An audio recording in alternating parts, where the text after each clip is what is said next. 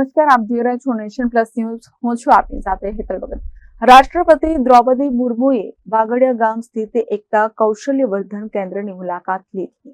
રાષ્ટ્રપતિ Draupadi મુર્મુએ statue of unity પાસે વાગડિયા ગામ ખાતે GMR બાલ લક્ષ્મી ફાઉન્ડેશન સંચાલિત એકતા કૌશલ્યવર્ધન કેન્દ્રની મુલાકાત લીધી હતી, જ્યાં તેમણે વિવિધ course, food and beverages service, housekeeping અને guest service attendance, auto, pink auto driver, chauffeur, taxi driver, electrician, beauty therapist, office operations executive અને ડોમેસ્ટિક ડેટા એન્ટ્રી ઓપરેટરના તાલીમાર્થીઓની મુલાકાત લીધી હતી. તેમણે રાજ્યપાલ આચાર્ય દેવવ્રત અને રાજ્યના પ્રોટોકોલ મંત્રી જગદીશ વિશ્વકર્મા સાથે વિવિધ ક્લાસરૂમ્સમાં જઈને તાલીમ મેળવી રહેલા વિદ્યાર્થીઓ સાથે સંવાદ કરી તાલીમાર્થીઓને પ્રોત્સાહિત કર્યા હતા. રાષ્ટ્રપતિએ વિદ્યાર્થીઓએ બનાવેલી salad dish, fruit art, napkin art, cake, dessert art નિહાળ્યા હતા.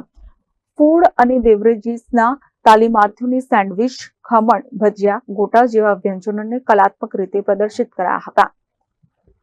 અત્રે ઉલ્લેખનીય છે કે GMR બાલ લક્ષ્મી ફાઉન્ડેશન, સરદાર સરોવર નર્મદા નિગમ તથા statue of unity area development tourism governance authority વચ્ચે થયેલા સમજૂતી કરાર મુજબ બાલ લક્ષ્મી ફાઉન્ડેશન દ્વારા વર્ષ 2021થી એકતા કૌશલ્યવર્ધન કેન્દ્ર કાર્યરત છે, જ્યાં સ્થાનિક આદિવાસી યુવાનોનું કૌશલ્યવર્ધન કરી ઘર આંગણે રોજગારી પૂરી પાડવામાં આવી રહી છે. અહીં સંચાલિત 8 કોર્સમાં હાલ 450 વિદ્યાર્થીઓ તાલીમ લઈ રહ્યા છે. GMR બાલ લક્ષ્મી ફાઉન્ડેશનના CEO અશ્વિની સક્સેનાએ કેન્દ્રની કૌશલ્યવર્ધનની રોજગારલક્ષી પ્રવૃત્તિઓ વિશે રાષ્ટ્રપતિને તલસ્પર્શી જાણકારી આપી હતી. સક્સેનાએ આ સંદર્ભે રાષ્ટ્રપતિને વિગતો આપતા જણાવ્યું હતું કે વાગડિયા સેન્ટરમાં હાલ 450 તાલીમાર્થીઓ 8 જેટલા કોર્સની તાલીમ મેળવી રહ્યા છે. આ સેન્ટર થકી આજ સુધીમાં છેલ્લા 4 વર્ષમાં 2048 થી વધુ યુવક યુવતીઓ તાલીમબદ્ધ થયા છે. તમામ કોર્સના અભ્યાસ બાદ 80% સફળ પ્લેસમેન્ટ થાય છે. પરિણામે તાલીમાર્થીઓ આજે ઘર આંગણે રોજગારી મેળવતા થયા છે. આ કેન્દ્રમાં ચાલતા કુલ 8 કોર્સમાં 53% તાલીમાર્થીઓ મહિલાઓ છે.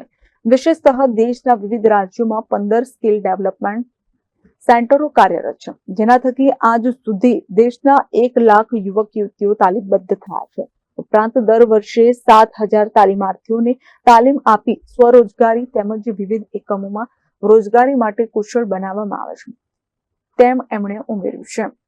રાષ્ટ્રપતિએ તાલીમાર્થીઓ, પ્રશિક્ષકોને શુભેચ્છા આપી સંસ્થાની મુલાકાત યાદગાર રહી હોવાનું વિઝિટર બુકમાં નોંધ્યું છે. આ પ્રસંગે SSNLના ચેરમેન મુકેશ પુરી, કલેક્ટર SK મોદી, જિલ્લા વિકાસ અધિકારી અંકિત પન્નો, પોલીસ અધિક્ષક પ્રશાંત સુંબે તેમજ SOUના CEO યજ્ઞેશ્વર વ્યાસ, SOUના અધિક કલેક્ટર નારાયણ માધુ સહિત ઉચ્ચ અધિકારીઓ, મહાનુભાવો, તાલીમાર્થીઓ, પ્રશિક્ષકો ઉપસ્થિત રહ્યા હતા.